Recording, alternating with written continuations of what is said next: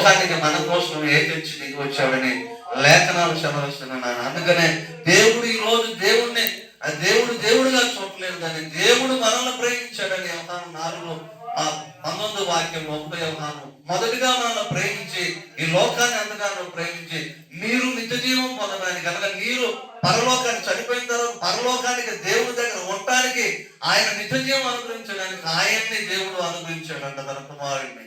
అది అర్థం చేసుకోండి. అందుకనే ఆయన ఈ రోజు లేకపోతే మన కుటుంబాలు ఆహ్లాదకరమైన జీవితాలు కొనసాగవు, మన కుటుంబాలు సమాధానకరంగా మారు, మన జీవితాలు ఎక్కడ వేసిన కొంగలు అక్కడే ఉన్నట్టుగా ఉంటుంది. అందుకనే ఆయన్ని మీరు ప్రేమించినట్లయితే, ఆయన్ని మీరు విశ్వసించి ఆయన సన్నిధిలోకి వచ్చి మోకరించి ఆయన సమాధానపరిచి ఆయనతో మీరు సంబంధం పెట్టుకొని ఆయన జీవితంలో మన జీవితంలో ముందుకెళ్ళినప్పుడు ఆయన సమాధాన పరుచుకునే దేవుడు ఉన్నాడని మీరు గ్రహించినప్పుడు మనం నశించక నిత్య జీవనకు పొందినట్లు ఆయనను మన కోసం ఆయన అనుగ్రహించాడంట దేవునికి స్తోత్రం.